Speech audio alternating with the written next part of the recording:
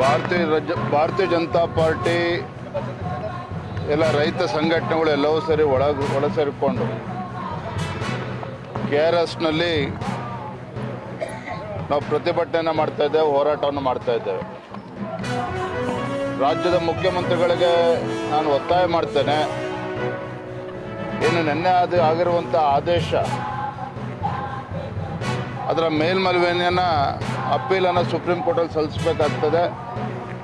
ಕಾವೇರಿ ಕೊಳ್ಳದ ರೈತರ ರಕ್ಷಣೆಗೆ ಅವರು ಕ್ರಮವನ್ನು ಕೈಗೊಳ್ಳಬೇಕಾಗತ್ತೆ. ಈಗಾಗಲೇ ಕುಡಿಯೋ ನೀರಿನ ಹಾಹಾಕಾರ, ರೈತರ ಬೆಳೆಗೆ ನೀರೇ ಇಲ್ಲದಿರ್ತಕ್ಕಂಥ ಪರಿಸ್ಥಿತಿನಲ್ಲಿ ಮತ್ತೆ ತಮಿಳುನಾಡಿಗೆ ನೀರು ಬಿಡ್ತಕ್ಕಂಥದ್ದು ಸಮಂಜಸವಲ್ಲ.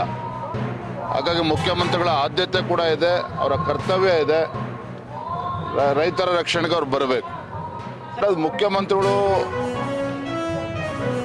ಕಾನೂನು ತಜ್ಞರೊಂದಿಗೆ ಚರ್ಚಿಸಿ ಅವರು ಅದನ್ನು ತೀರ್ಮಾನವನ್ನು ತೆಗೆದುಕೊಳ್ಬೇಕಾಗತ್ತೆ. ಎಲ್ಲೋ ಒಂದು ಕಡೆ ರಾಜ್ಯ ಸರ್ಕಾರ ನೀರು ಹಿಡಿದುಕೊಳ್ಳುವಲ್ಲಿ ವಿಫಲರಾಗಿದ್ದಾರೆ. ಮೇ ಜೂನ್ನಲ್ಲೇ ಯಥೇಚ್ಛವಾಗಿ ನೀರು ಬಿಟ್ಟು ಈಗ ಕೈ ಕಟ್ಕೊಂಡು ಕೂರ್ತಕ್ಕಂಥ ಪರಿಸ್ಥಿತಿ ನಿರ್ಮಾಣ ಆಗಿದೆ. ಯಾವುದೋ ಒಂದು ಮುಂದಾಲೋಚನೆ ಇಲ್ಲದೇ ನೀರು ಬಿಟ್ಟಿರ್ತಕ್ಕಂಥ ಪರಿಣಾಮ ಇವತ್ತು ತಮಿಳುನಾಡು ಕೂಡ ಮತ್ತೆ ಹೆಚ್ಚು ನೀರನ್ನು ಬೇಡಿಕೆನ ಇಡ್ತಾ ಇರುವಂಥದ್ದು.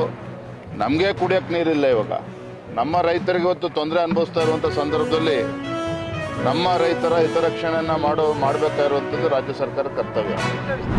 Today evening we are meeting 5 o'clock because they are very busy with this assembly parliament issue.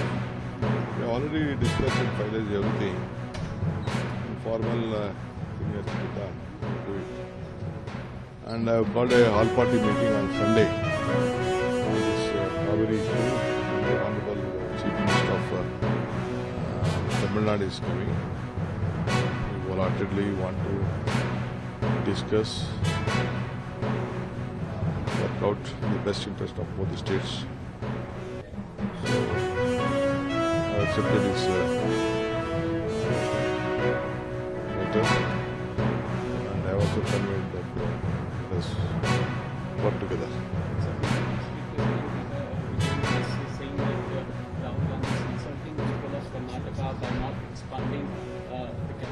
How many days they had kept their cabinet in different states? What happened in Delhi in different states? They should also know about in their state.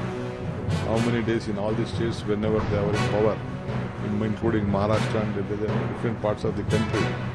I think Vijayendra is less experienced on that issue. In so many states, only one without a ministry, only one chief minister was there for a very long time. How many days Mr. Yediyurappa was there without the expansion? Only he and his father only enjoyed, no? Okay. ಈಗ ಕಾವೇರಿ ಸಂಬಂಧಪಟ್ಟಂತೆ ಸರ್ವಪಕ್ಷದ ಸಭೆಯನ್ನು ಭಾನುವಾರ 11 ಗಂಟೆಗೆ ಕೃಷ್ಣಾದಲ್ಲಿ ಕರೆದಿದ್ದೇನೆ. ಅದೆಲ್ಲ ಮಾಜಿ ಮುಖ್ಯಮಂತ್ರಿಗಳಿಗೆ ಮತ್ತು ಆ ಭಾಗದ ಸಂಸತ್ ಸದಸ್ಯರಿಗೆ ಎಲ್ಲ ಕೂಡ ಮತ್ತು ಎಲ್ಲ ಪಕ್ಷದ ನಾಯಕರುಗಳಿಗೆ, ಫ್ಲೋರ್ ಲೀಡರ್ಸ್ಗೆ ಕೂಡ ನಾವು ಆಹ್ವಾನವನ್ನು ಕೊಟ್ಟಿದ್ದೇವೆ. ಅವರೆಲ್ಲ ಬಂದು ಮೀಟಿಂಗನ್ನು ಚರ್ಚೆ ಮಾಡ್ತೀವಿ. ಮುಂದಕ್ಕೆ ಆ ದಿಕ್ಕಿನಲ್ಲಿ ಅಂತ ಇವತ್ತು ನಾವು ಪ್ರತಿಪಾದನೆಯನ್ನು ಮಾಡ್ತಾ ಇದ್ದೇವೆ. ನಮ್ಮ ಸೀನಿಯರ್ ಆಫೀಸರ್ಸ್ ಎಲ್ಲ ಬಂದಿದ್ದಾರೆ, ಆಗಲೇ ಬಂದು ಆಗಲೇ ಮಂಡಿಸ್ತಾ ಇದ್ದಾರೆ. ನಾನು ಇಷ್ಟೊತ್ತು ವ್ಯೂ ಮಾಡ್ತಾ ಇದ್ದೆ ಏನಾಗ್ತಾ ಇದೆ ಅಂತ.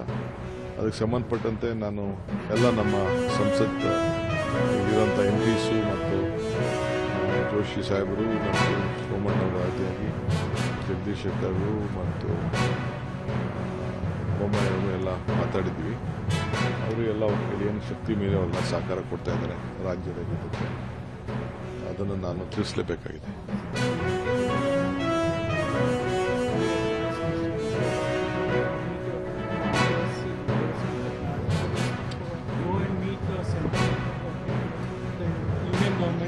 I don't want to comment on all those things. We don't want to fight each other. There is a law of the land. Let us respect each other. Let us respect the sentiment of all of them. It is a country at one.